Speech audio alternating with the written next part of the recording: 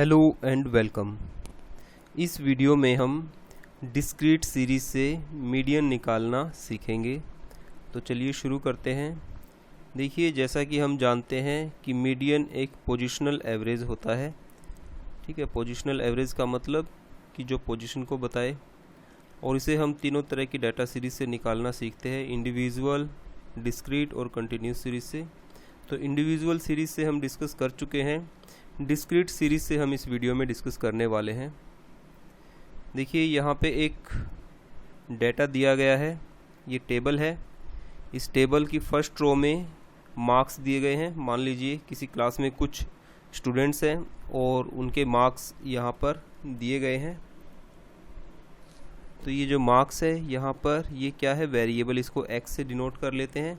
और number of students क्या हुई यहाँ पे, फ्रीक्वेंसी। तो इस तरह की जो डेटा सीरीज़ होती है उसको डिस्क्रीट सीरीज़ कहा जाता है। इसका मतलब ये होता है कि 10 स्टूडेंट ऐसे हैं जिनके 15 नंबर आए हैं, 15 मार्क्स आए हैं। 15 स्टूडेंट्स ऐसे हैं जिनके 20 मार्क्स आए हैं। 25 स्टूडेंट ऐसे हैं जिनके 25 मार्क्स आए हैं। 5 स्टूडेंट्स ऐसे हैं जिनके 30 मार्क्स आए हैं। 5 स्टूडेंट फिर ऐसे हैं जिनके 35 मार्क्स आए हैं। और 20 स्टूडेंट्स ऐसे हैं जिनके 40 मार्क्स आए हैं। तो इस तरह की जो डाटा सीरीज़ होती है उसे डिस्क्रीट सीरीज़ कहा जाता है। इसमें हमें क्या करना है, इसमें हमें मीडियन निकालना है। यहाँ पे लिखा है find median from the above data.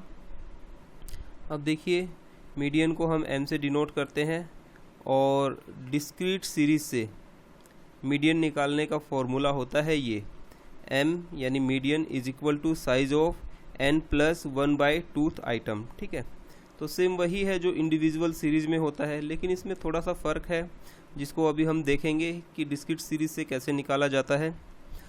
ये जो टेबल यहाँ पर दी गई है ऊपर, ये हॉरिजॉन्टल दी गई है, हम इसको वर्टिकली ऐसे लिख लेते हैं। और ये जो f है इसका summation total number of observations को बताता है यहाँ पर ये। ठीक है, तो टोटल 80 स्टूडेंट्स इस क्लास में हैं। ये जो n है यहाँ पर, ठीक है, इसकी वैल्यू 80 है, 80 है। इसके अलावा हमें यहाँ पे क्या निकालना है, देखिए CF क्या होती है, CF कम्युलेटिव फ्रीक्वेंसी होती है। कम्युलेटिव फ्रीक्वेंसी कैसे निकाली जाती है, देखिए, ये जो फर्स्ट आइटम की फ्रीक्वेंसी है ये है 10, इसको हम एज इट इज़ लिख लेंगे। और जब अगली कम्युलेटिव फ्रीक्वेंसी निकालेंगे तो उसमें हम क्या करेंगे कि इस 10 में इस 15 को हम जोड़ देंगे। तो जो आएगा उसको यहाँ पे लिख देंगे ऐसे करके, 10 + 15, और ये 25 आ गया हमारा। इसी तरह से अब इस 25 को यहाँ पर जोड़ देंगे इसमें।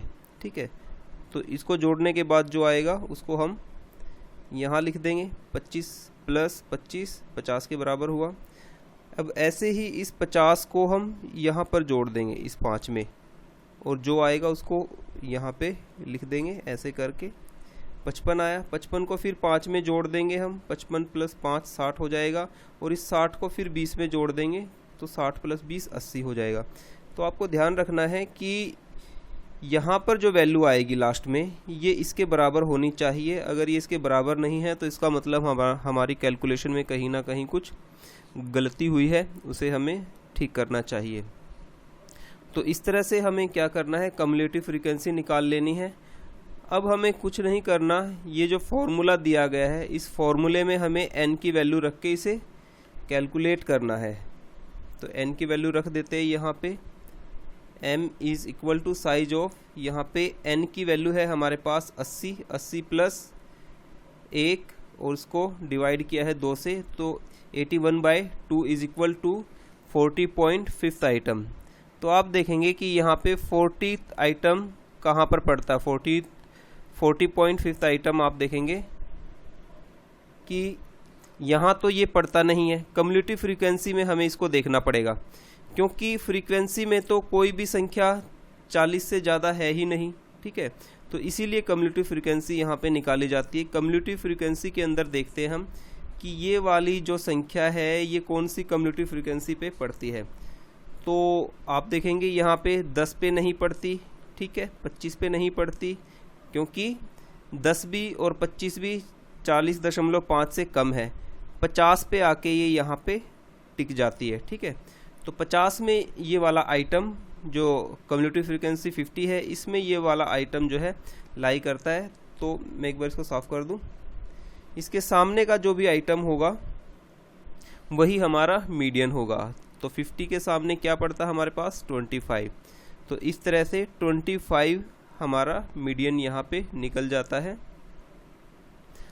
The value of 40.5 item lies against 50 whose value is 25। ठीक है ना, तो ये वाली जो वैल्यू है ये 50 में लाई करती है और इसके सामने की वैल्यू है हमारे पास 25। तो 25 हमारा मीडियन हुआ यहाँ पे। इस तरह से आप डिस्क्रीट सीरीज से पोजिशनल, एवरेज, मीडियन निकाल सकते हो। बहुत ही सिंपल है। मैं उम्मीद करता हूँ कि ये वीडियो आपको ये टॉपिक आपको समझ आ गया होगा और ये वीडियो आपके लिए यूज़फुल रहेगा। Thanks for watching, have a nice time.